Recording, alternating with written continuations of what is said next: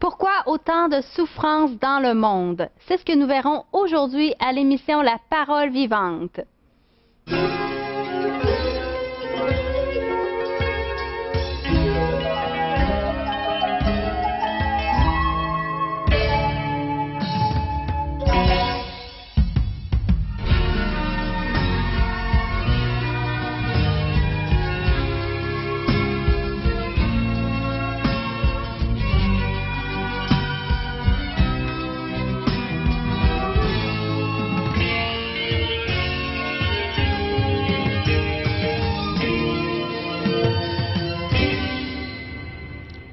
Bonjour à vous à la maison. Nous sommes vraiment contentes que vous soyez des nôtres avec nous aujourd'hui. Nous avons encore une fois une belle émission avec Pasteur Régent Julie et un invité que nous verrons un petit peu plus tard. Exact, un conférencier qui nous vient de l'Europe, de France, M. Jean Koumarianos, qui va élaborer ce thème d'aujourd'hui. Pourquoi les souffrances? D'où viennent ces souffrances? À quoi servent-elles? Et puis, donc, on va étudier ça souvent. Alors, nos souffrances physiques, eh bien, il y a tout un déclenchement de système immunitaire qui se met en branle et puis de guérison, mais ces souffrances-là ont une autre portée, devraient avoir une portée aussi spirituelle. Ah oui? Allons voir cet aspect-là. Oui. On regarde ça ensemble? On vous écoute. Alors, vous me suivez, je vais me joindre, il va sans dire, à notre invité, M. Jean Koumarianos, notre conférencier, qui est en train de sillonner la province de Québec avec ses grands thèmes, entre autres celui d'aujourd'hui. Bonjour, Jean. Bonjour, Régent. Bienvenue à l'émission Merci. Parole vivante. Les souffrances. Alors, le pourquoi de ces souffrances? Alors, les souffrances, c'est une question qui touche l'humanité depuis ses origines. La souffrance, c'est quelque chose dont on ne peut pas s'échapper. Elle fait partie, paradoxalement, de la vie. Quand on est en souffrant, parce qu'il faut que... Les douleurs de l'enfantement. Oui, malgré qu'elles soient réduites par la péridurale, il n'empêche que l'enfant, lui, est expulsé. Il faut couper la respiration et pousser. Et puis, c'est le premier cri de la vie, mais évidemment, avec ce premier cri, commence le décompte qui mène à la mort. Et c'est aussi une des souffrances spirituelles qui se pose à toute créature humaine, puisque Dieu a fait que nous réfléchissons, nous nous posons des questions, c'est ce qui fait toute la différence entre nous et le règne animal et végétal. Nous réfléchissons, nous avons une dimension divine, une pensée et un sens de l'éternité qui est inscrit en nous. Comment la pensée de Dieu ou la Bible définit cette souffrance? Alors la Bible définit cette souffrance sur trois plans. Elle parle de la souffrance physique liée aux maladies. Elle parle de la souffrance morale liée à ce qu'on peut appeler la misère morale, c'est-à-dire la dépravation de certains, c'est-à-dire des situations d'alcoolisme, toutes sortes de situations difficiles. Et puis la Bible parle aussi de la souffrance spirituelle, de la quête de Dieu et du sens de la vie.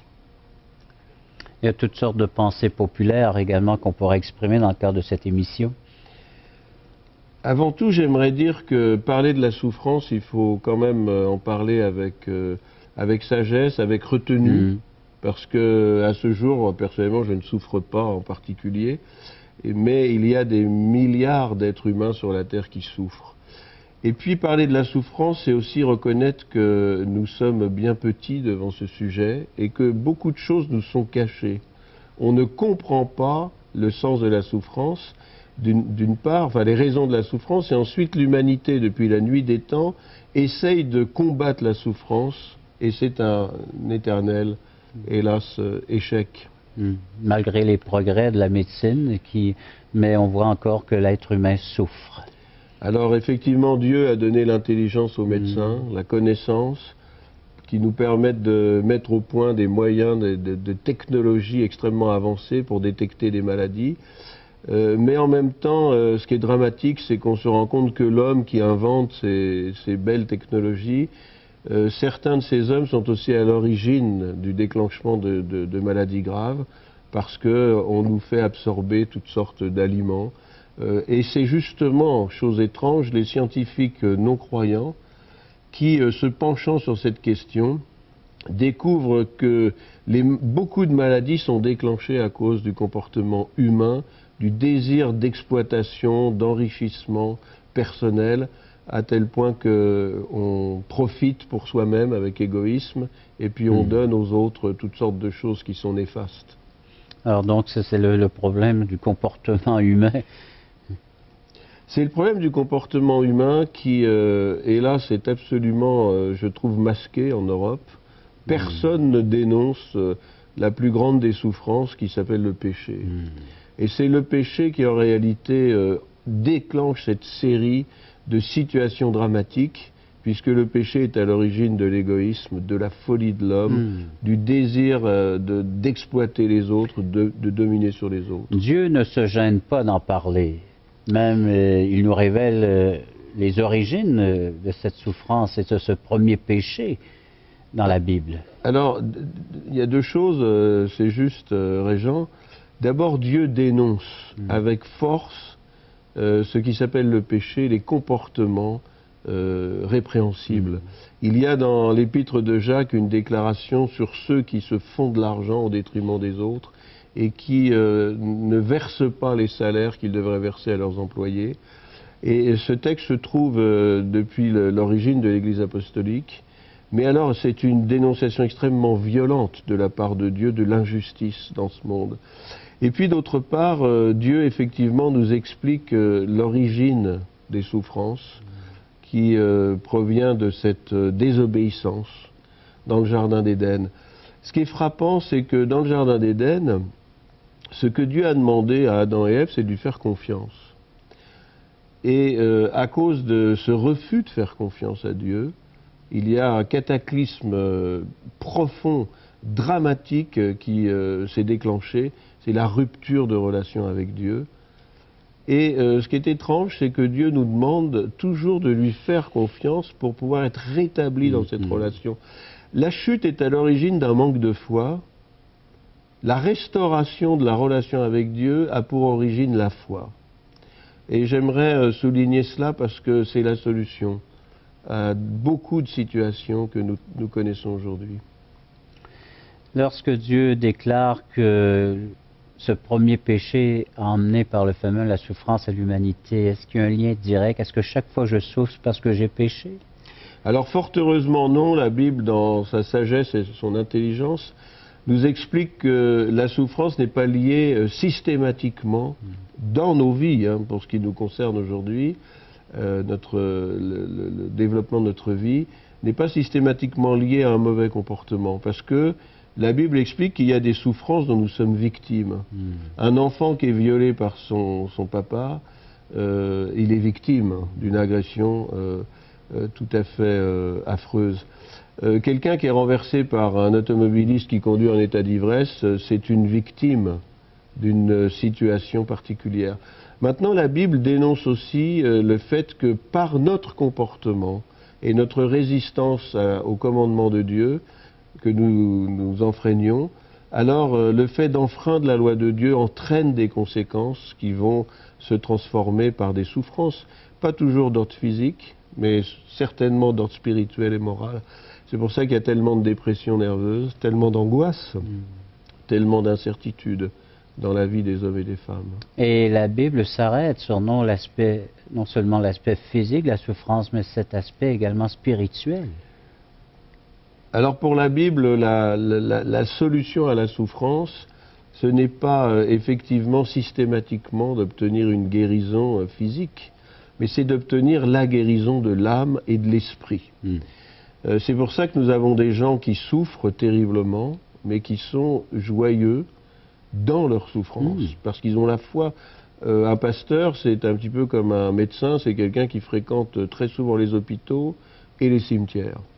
Et pour accompagner un nombre assez important de familles dans le deuil, je découvre qu'il y a des personnes qui ont la foi et qui, parce qu'elles sont habitées par cette espérance, alors traversent ce deuil avec larmes, parce qu'elles perdent un être cher, mais en même temps avec ce sentiment que rien n'est fini et qu'on va retrouver l'être aimé dans l'au-delà.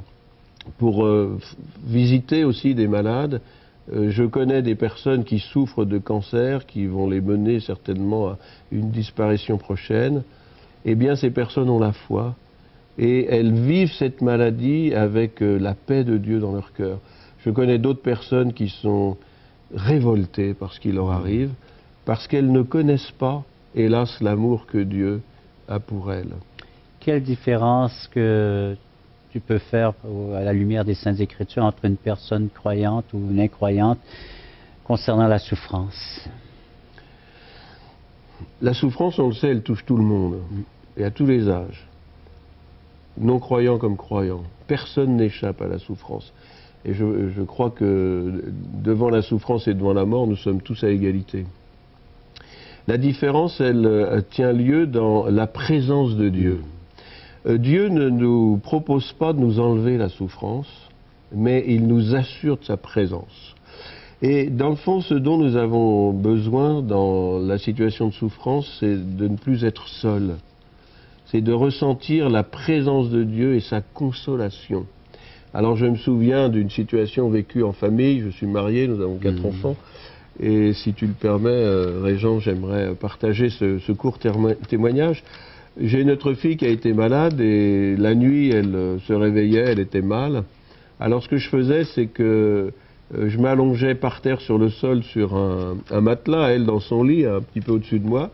Je tendais ma main, elle la saisissait, et à ce moment-là, elle était consolée par ma présence. On n'échangeait pratiquement pas de mots, parce que moi, je me rendormais, hein. Mais elle était apaisée, et puis elle s'endormait. Et nous avons passé un nombre assez important de semaines dans cette situation, où assez souvent la nuit, elle appelait, et simplement je faisais... je venais m'allonger à côté d'elle sur ce matelas au pied de son lit et puis je prenais sa main dans la mienne et on passait ainsi des heures endormis et puis elle était consolée, elle me l'a dit. Alors c'est ce que Dieu est capable de faire sentir sa présence, son amour, ses bienfaits. C'est quelque chose d'absolument extraordinaire ce que Dieu nous propose, ne plus nous laisser tout seuls. Donc, on peut les passer seuls, ces moments difficiles, ces moments de maladie ou de souffrance ou même de mort, ou les passer avec Dieu. Exactement. C'est toute la différence entre quelqu'un qui ne croit pas et qui va même se poser les questions. À quoi ça sert de souffrir? Quel est le sens de tout cela? Et puis le chrétien qui, lui, sait qu'au travers de la souffrance, il n'est pas en train de gagner son salut puisqu'il est déjà sauvé, mais simplement il participe à cette consolation et à cette présence de Dieu. La souffrance est là aussi pour nous rappeler, comme nous le disions au travers des catastrophes naturelles, pour nous rappeler la finitude de notre être. Nous sommes fragiles et nous avons besoin de nous confier en Dieu pour être conduits tout au long de notre existence terrestre et éternelle.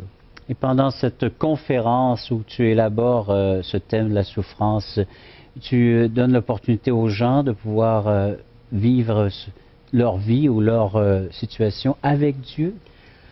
Alors c'est toute l'invitation et le sens même de ces conférences, c'est d'exposer le point de vue de Dieu, la réflexion de Dieu, et puis en même temps de permettre aux personnes de rencontrer leur Créateur et leur Sauveur. J'ai noté concernant la souffrance métaphysique, la réflexion de la première dame de France, Madame Carla Bruni-Sarkozy. On lui a posé la question il y a je crois 2 ans dans un journal, l'Express Magazine, et on lui a dit quelle est votre plus grande peur? Elle a répondu mourir. Et c'est vrai que la mort est à l'origine d'énormément de souffrances, puisque la Bible nous dit que nous sommes maintenus dans l'esclavage par la crainte de la mort à cause de Satan qui nous a ravis à l'amour de Dieu. Et alors, Madame Carla Sarkozy a dit c'est la mort, ma plus grande peur. Et on lui a posé la question suivante, comment aimeriez-vous mourir? Et elle a répondu, vivante. Ça fait sourire, mais elle a raison, parce que nous, les chrétiens, nous allons mourir vivants. Le Christ a dit, je suis la résurrection et la vie, celui qui croit en moi ne mourra jamais, et il vivra quand même, il serait mort. Et c'est là tout à fait le secret de ce que Dieu est capable de nous donner concernant ce grand problème de la mort, cette réponse. Oui, nous allons repartir dans la poussière, mais en nous donnant la vie éternelle, le Seigneur va nous faire mourir vivants. Êtes-vous prêts pour mourir vivants? C'est la question qu'il faut se poser. Et comment avoir cette certitude, cette assurance que Dieu sera avec nous dans ces moments de souffrance et même lorsque viendra la mort?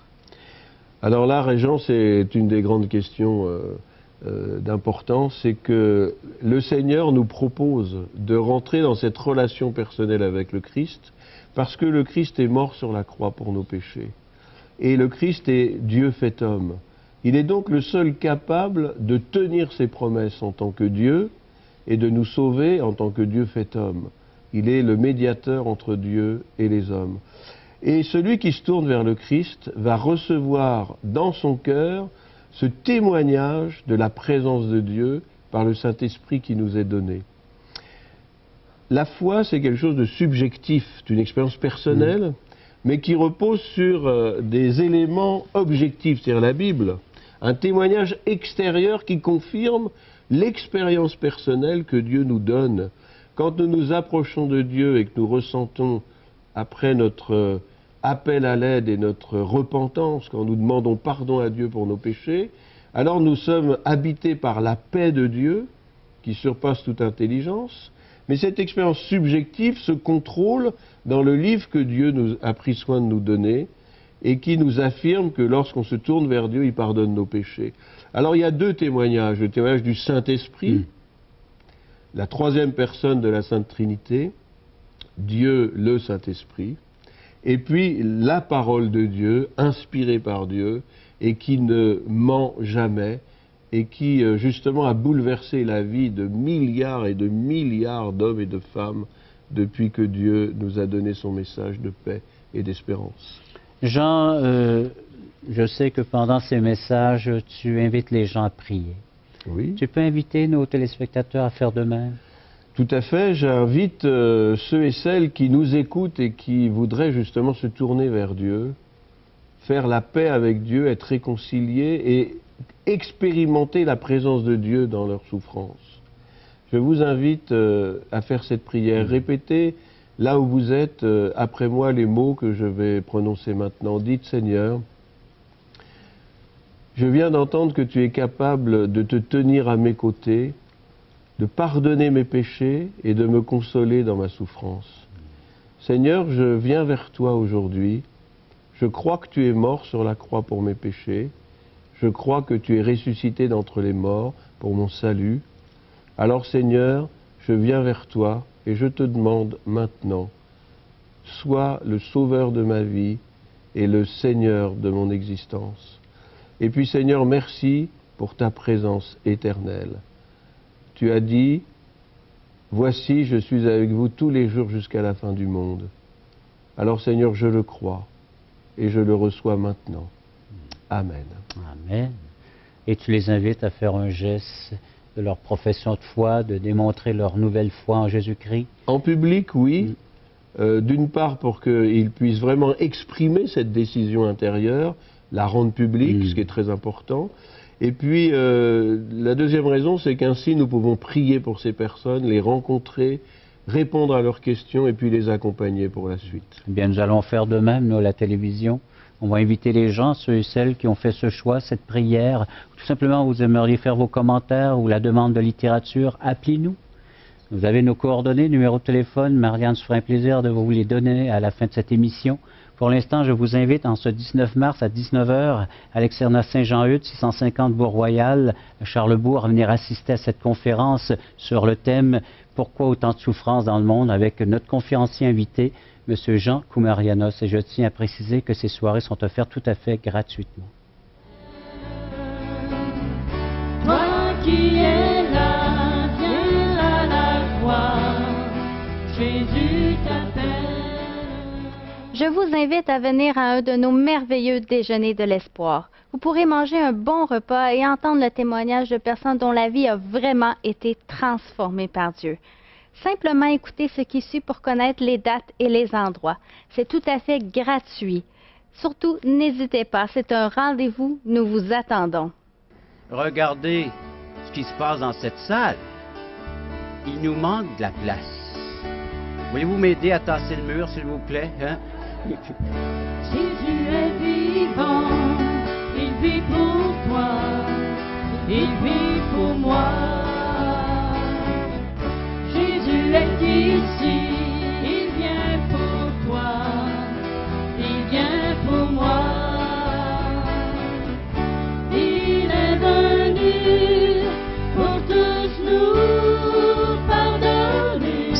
nouvelle naissance. C'est comme une chenille qui est transformée en papillon. Mais il faut lui demander. Dieu vous offre la vie éternelle et il faut que vous la receviez. Parole vivante vous invite à participer à l'un des nombreux merveilleux déjeuners de l'espoir. Ces déjeuners ont lieu dans plusieurs restaurants réputés de la région et vous sont offerts gratuitement. Venez entendre le témoignage d'une vie transformée par la puissance de Dieu. Pour connaître les détails concernant l'endroit, la date et l'heure pour votre région, composez le 1-877-537-7647 ou notre site web www.espoir.ca. Avec l'aide d'un témoignage, nous allons voir maintenant comment est-ce que Dieu œuvre dans le cœur d'un être humain. Nous avons le plaisir d'accueillir Mme Gisèle Laroche. Gisèle, bienvenue à l'émission Parole vivante. Bonjour. Une question à deux volets. Depuis quand connais-tu Jésus comme ton sauveur et comment cela s'est fait dans ta vie? Bon, bien, ça fait bientôt 30 ans. Et puis, moi, je viens d'une famille de 13 enfants dans le comté de Rimouski. C'est pas loin, c'est dans le Bas-Saint-Laurent. Alors, j'ai rencontré le Seigneur par le biais du journal local. Dans ton lieu natal, à Rimouski, dans le bas du fleuve. Oui. Le journal, alors il y avait une publication qui parlait de l'Évangile. Le Rimouskois. Alors, ça faisait quelque temps que je cherchais, je croyais que Dieu existait. Puis, ça faisait quelque temps que je cherchais une vérité. Et puis, il y avait une annonce. C'était marqué Opération Espérance. Et puis, c'était présenté dans le cégep. Puis, c'est là que j'allais à l'école. C'était dans mon milieu. Alors, c'était plus facile pour moi de me rendre là. Et puis, j'ai entendu le message de l'Évangile.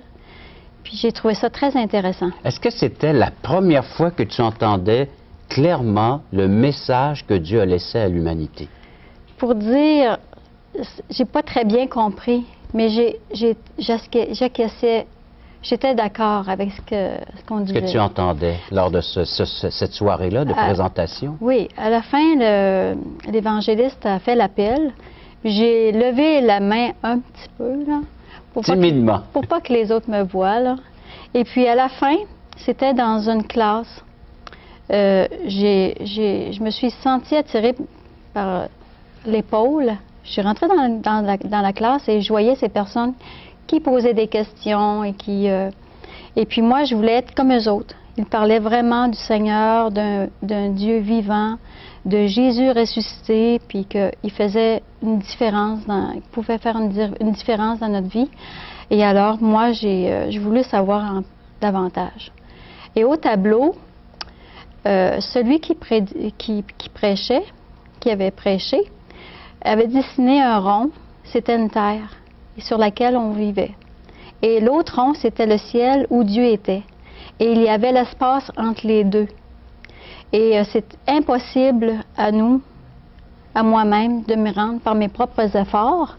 Donc, c'est là que j'ai vu... Un abîme infranchissable entre la terre, là où nous habitons, et le ciel, là où demeure Dieu. Oui, et quand il a mentionné le verset dans Romains 3:23, « Nul n'est juste, et tous sont séparés de Dieu. » Alors moi, je savais que j'étais injuste et séparée de Dieu. Puis là, je m'en allais vers l'enfer. Je me suis dit, non, là, c'est impossible, là, je veux pas aller en enfer. Et puis, moi, ce qui m'intéressait, c'est d'aller au ciel. Puis, on m'a donné montré un moyen comment aller au ciel.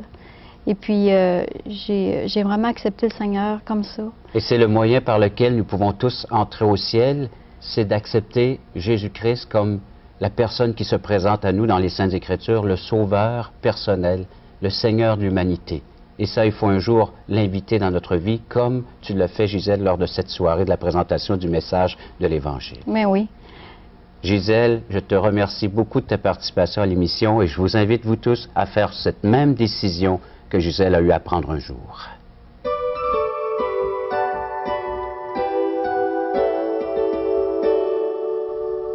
La souffrance. On finit tous par en vivre à un moment ou à un autre dans notre vie. Peut-être en vivez-vous présentement, soit physique, morale ou spirituelle, comme on a entendu. Mais comme M. Koumarianos nous a très bien expliqué, seulement la présence de Dieu et de son Fils Jésus-Christ dans votre vie peut vous aider à passer à travers ces souffrances. Donc, il faut vraiment placer toutes ces souffrances devant Dieu et lui demander de nous aider.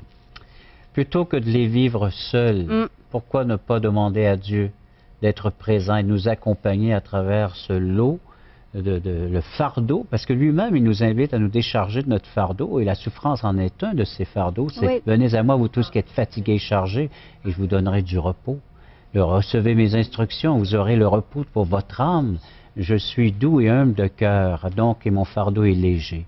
Pourquoi ne pas donc dire oui à son invitation, comme Jean le fait si bien, comme nous le faisons régulièrement nous aussi dans nos émissions, d'aller vers Jésus-Christ et de lui demander ce dont nous avons besoin. C'est premièrement d'être déchargés. Oui. Apportons-lui donc nos soucis, ce qui nous accable, ce qui nous fatigue, et recevons ses instructions dans les Saintes Écritures afin que nous puissions vivre une vie qui vaut la peine d'être vécue sur terre et avoir une assurance concernant notre éternité en sa présence. Oui. Alors, je vous encourage à assister à ces conférences avec notre ami M. Jean Koumarianos, de venir assister et surtout de répondre à l'invitation que Dieu vous fait à chaque fois que vous entendez son message de grâce et d'amour. Oui, et nous invitons les gens à nous appeler pour avoir de la littérature, soit un Nouveau Testament ou d'autres documents. Appelez au 1-877-l'Espoir ou 1-877-537-7647 ou venez sur espoir.ca. Alors, merci beaucoup à vous à la maison d'avoir été des nôtres. Merci à toi, Régent. Et on dit aussi un gros merci à M. Jean Koumarianos. Et nous, on se dit à une prochaine.